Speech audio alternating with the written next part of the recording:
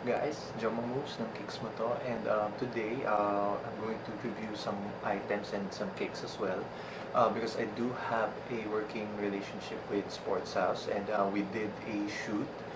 We did a video shoot and also some stills, and then they provided me with some items. So itong items na to i-review ko, so hindi to masyadong katulad ng ibang mga review ko sa mga kicks na talaga titignan natin yung traction and everything, because what we're gonna do is we're gonna review the items and then we're going to do a review on the kicks as well. Yung kicks natin, it's actually from Inov8. So, Inov8. So, this is actually some workout kicks. So, hindi ko siya i-review katulad ng mga regular na may traction and everything else, because I'm just going to review yung performance niya nung ginamit ko sa gym, and this isn't your regular training shoe. It's actually more for CrossFit and lifting, which isn't really my cup of tea. But with that, kung ano yung knowledge ko or ano yung mga experience ko sa mga shoes before, we're going to try to apply it here, and then titignan natin kung ano yung mga na-experience ko and kung pwede ba siya para sa inyo, especially for those who do a lot more of the working out stuff rather than yung mga katulad ko na mostly running and basketball and a little bit of gym here and there. Pero ito workout shoes talaga siya. And then we also have gloves, a knee support, and then meron din akong compression. So one would be a compression shirt, and then another one would be the compression pants. So simulan natin siya.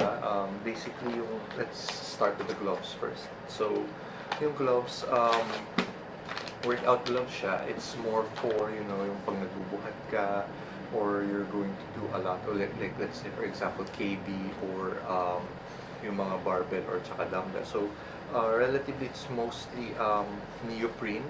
Tapos, the big difference between a lot of the other gloves na ginamit ko na rin noon when I go to the gym is that meron siyang wrist support. So that yun yung big factor para sa akin, may wrist support siya. But generally, standard type of gloves, the only thing na siguro mami-mention ko is yung material niya dito sa harap na parang foam na rubber yung pakiramdam niya. I'm not sure kung dahil lang sa akin siya, pero if you can see here, walang problema yung yung dito sa right.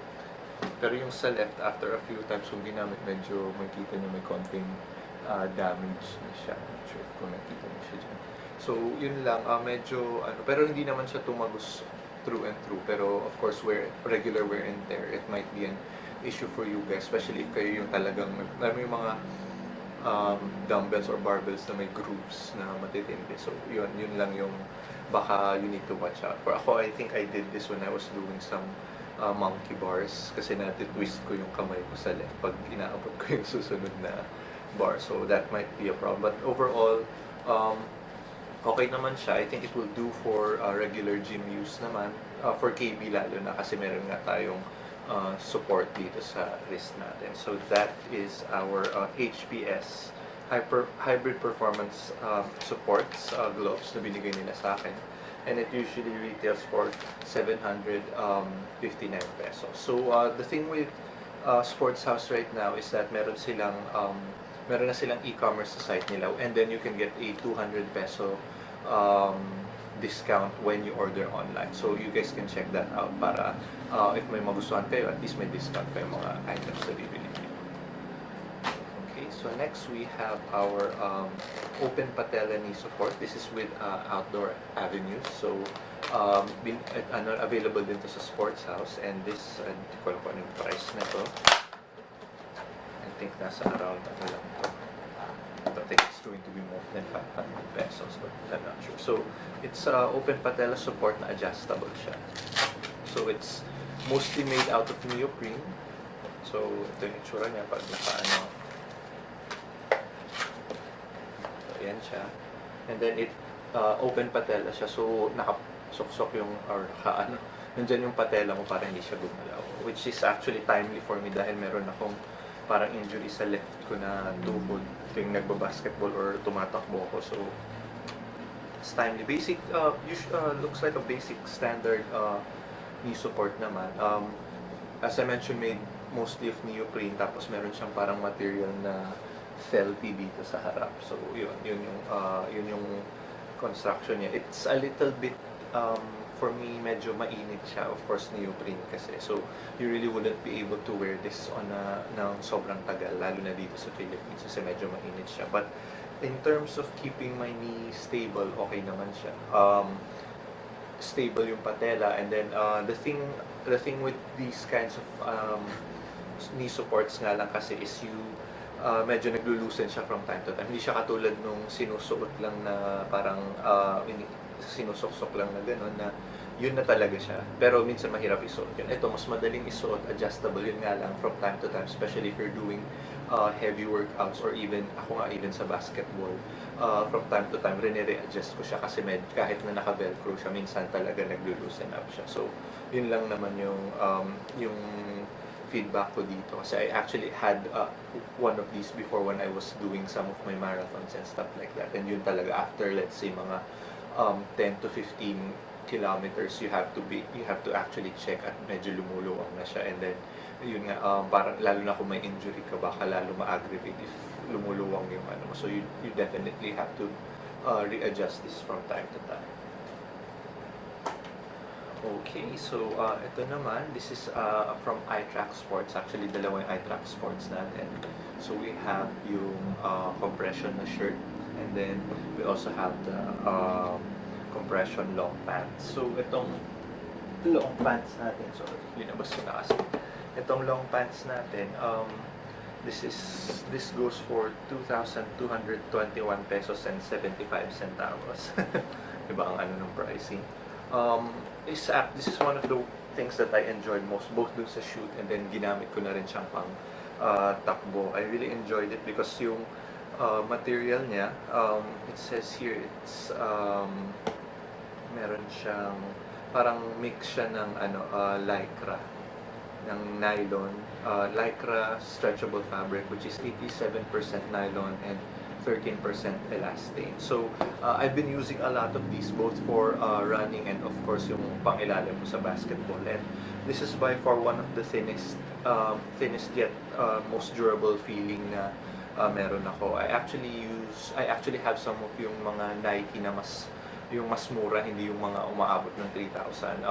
Manipis siya and then medyo madaling mapunit. Ito naman, by the experience na feel ko sa kanya, it's actually a little bit more durable feeling. And then one of the plus factors is pwede mo siyang sikipan.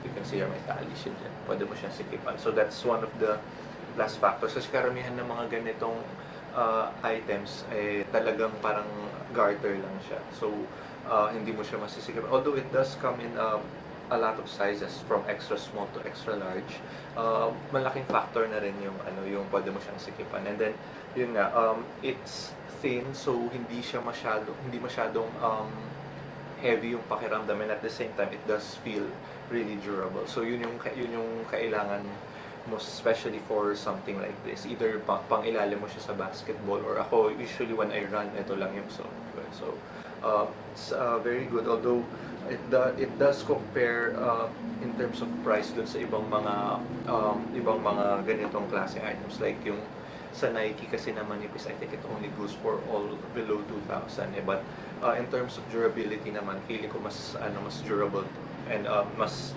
heavy duty talaga siya. So yun yung iTrack Sports compression long pants natin.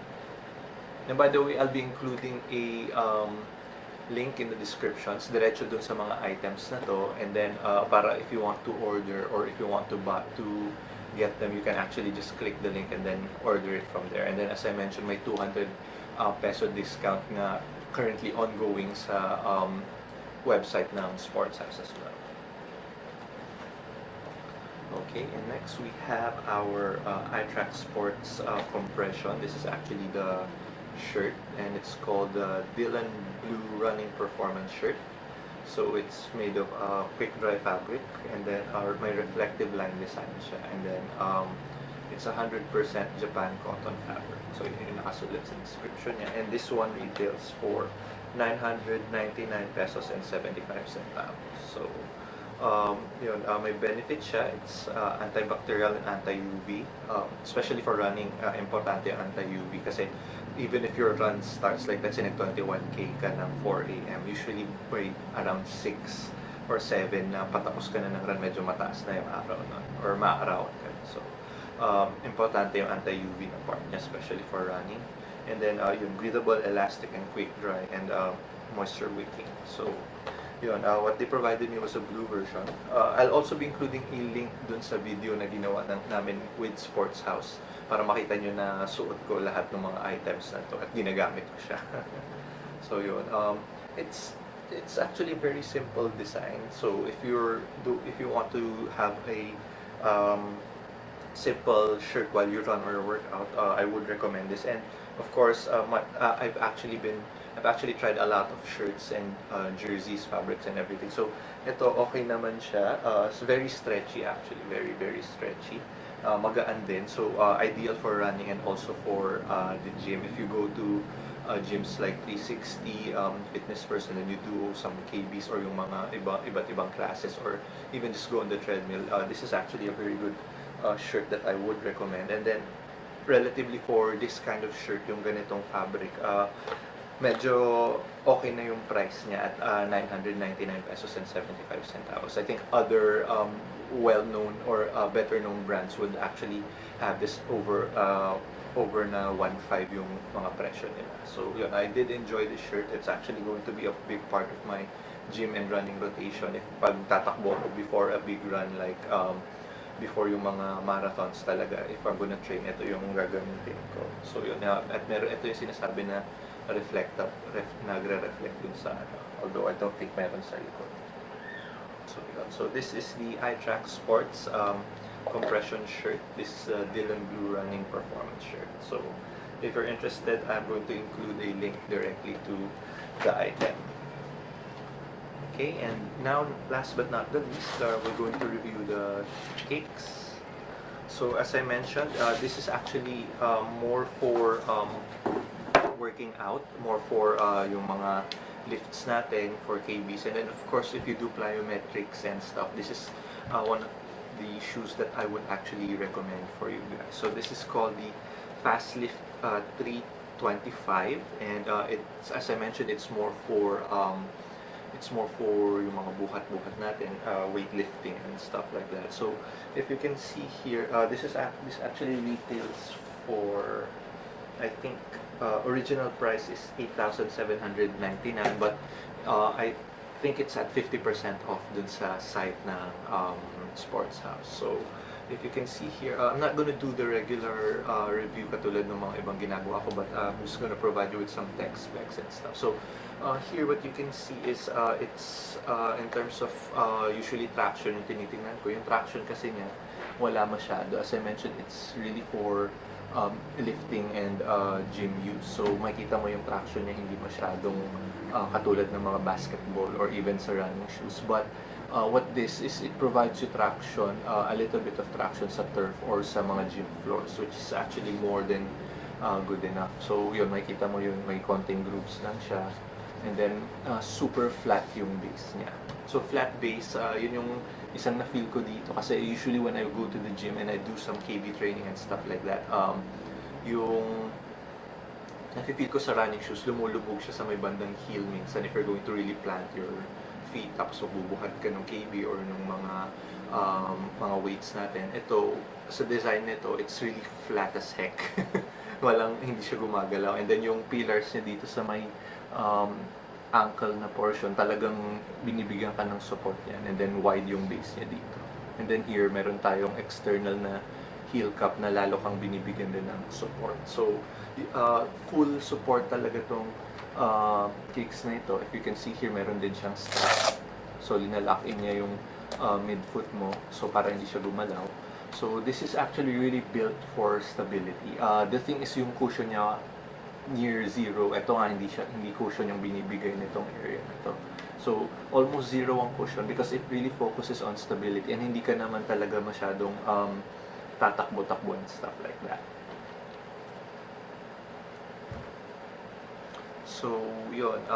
Ito ang ating Fastlift 325. I did use this shoe a couple of times. I did some box jumps, also some lifting, KB, and then also did some jump rope. I mean, kahit wala naman siya masyadong cushioning, it's more than enough for a good session at the gym. And if you guys are interested, so this is something that I would recommend dun sa mga nagbubuhat talaga. I mean, for me, it's not really my cup of tea na magbuhat and all that stuff. But generally, I did enjoy this shoe in terms of when I used it dun sa shoot and sa gym. And then it's something that I would really consider using, especially if I'm going to do a lot of heavy lifting dun sa session ko na pupuntahan sa gym. So there. So that's the Inov8 Fastlift 325.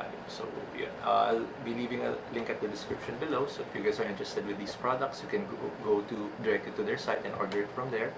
And then I hope you guys enjoy. Hopefully I'll be able to review some of their other offerings as well para makita ninyo kung ano yung mga alternatives natin when it comes to looking for quality and performance kicks na talagang magagamit ninyo and talagang mai-enjoy din ninyo sa mga activities na ginagawa nyo. So thank you guys and peace out.